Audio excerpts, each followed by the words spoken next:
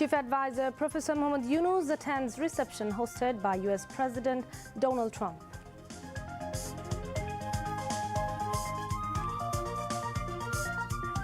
Chief Advisor seeks World Trade Organization support for Bangladesh's smooth graduation from LDC status.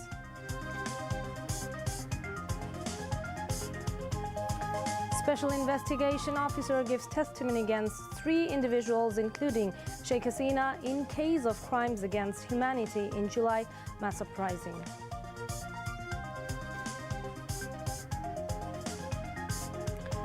Information and Broadcasting Advisor urges journalists to submit written opinions on journalistic rights protection ordinance within next 10 days.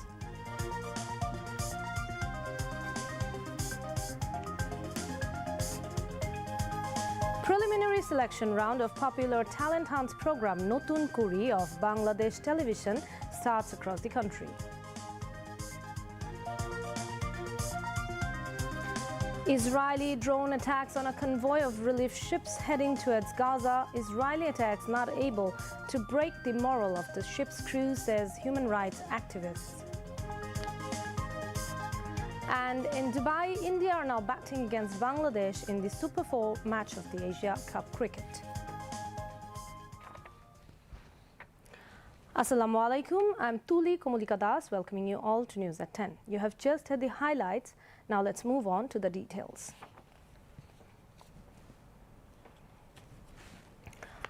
Chief Advisor Professor Mohammad Yunus suggested 5 priorities for better financing the Sustainable Development Goals SDGs, including mobilization of domestic resources fairly supported by international assistance.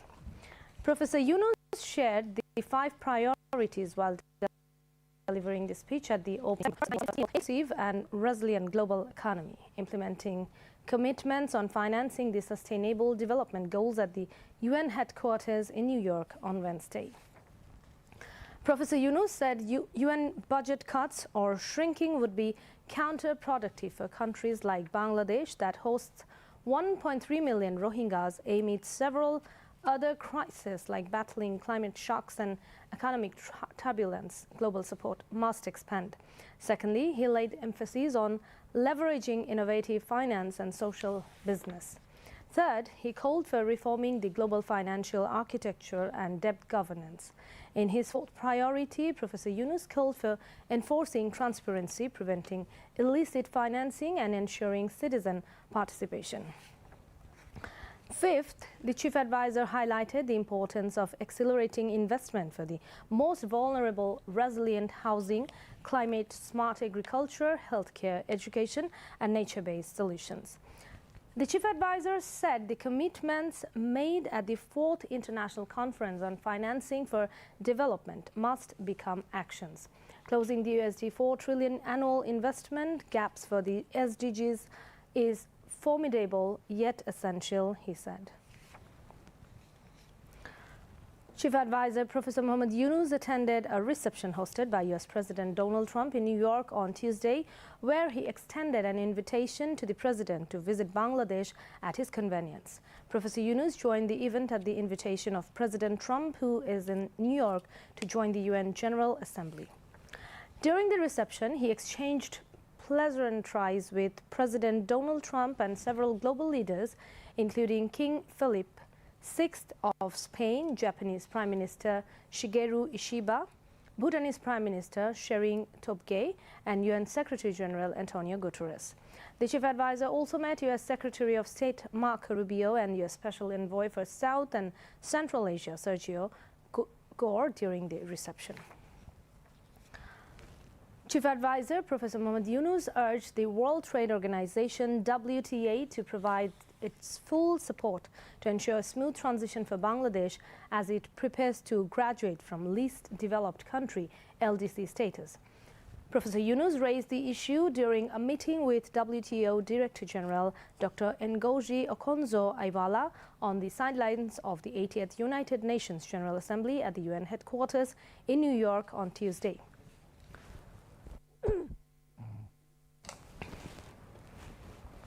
He requested DG WTO's role in the upcoming WTO Ministerial Conference for meaningful outcome to assist countries on the path to LDC graduation, ensuring they are not adversely affected by the potential withdrawal of trade concessions or preferential trade access in developed markets. DG WTO assured of her all-out support. Bangladesh is expected to graduate from LDC in late 2026. Their discussion also touched on long-anticipated WTO reforms and current global trade challenges amid growing concerns over protectionism and a possible retreat from globalization. Professor Yunus echoed the call for comprehensive WTO reforms, stating the organization must adapt to lead effectively in a rapidly evolving global trade environment. Energy Advisor Fazil Kabir Khan, Special Envoy of the Chief Advisor Lutfi Siddiqui, and SDG Coordinator and Senior Secretary Lamia Murshid were present. Later, World Bank President Ajay Banga met with Chief Advisor Professor Mohammad Yunus at the UN headquarters on Tuesday. During the meeting, they discussed various issues including the national elections in Bangladesh, country's economic reforms, and the return of stolen money.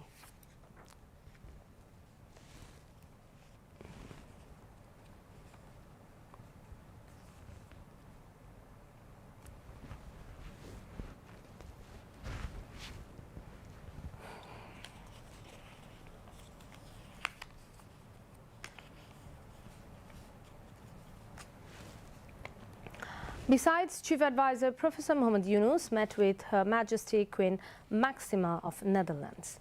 They explored innovations in the financial sector, including life and health insurance, long-term savings and pension schemes, and emphasized the importance of financial inclusion.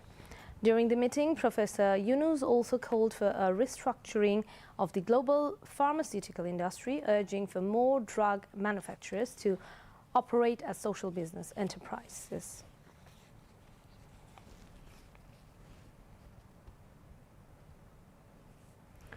Chief Advisor Professor Mohammad Yunus attends a meeting of public and private sector leaders on social innovation, mobilizing financing through social innovation in New York. The World Economic Forum organized the event. Later, the Mayor of Paris, Annie Hidalgo, called on Chief Advisor Professor Yunus at his hotel in New York on Tuesday. During their meeting, they discussed a range of pressing issues, including the upcoming general election in Bangladesh, reforms initiated by the interim government, the role of social business in sports and the Olympics, and global refugee challenges, particularly the ongoing Rohingya humanitarian crisis.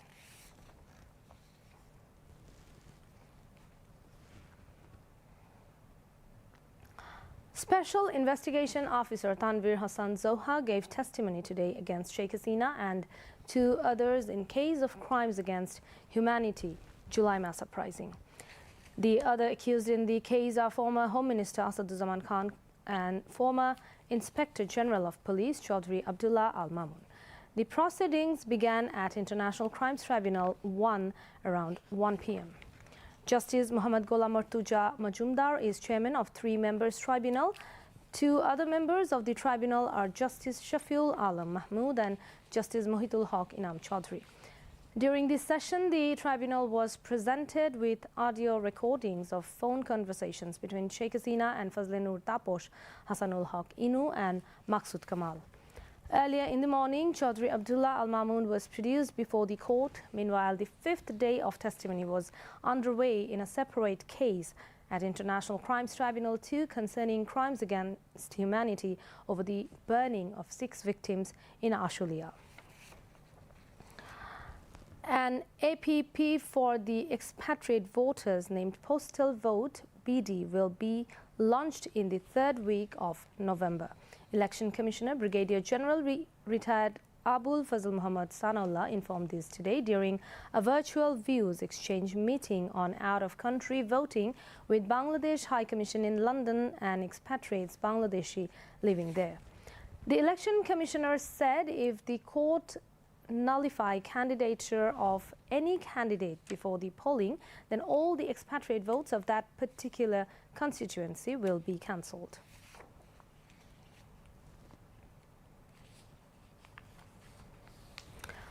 Information and Broadcasting Advisor Mohammad Mahfouz Alam today urged the journalist community to submit their reviews and feedback in black and white on the protection of rights of journalists ordinance within the next 10 days. The advisor made this call during a meeting concerning the formation of a wage board for working journalists and news associates serving in Dhaka newspapers and the review of the protection of rights of journalists ordinance.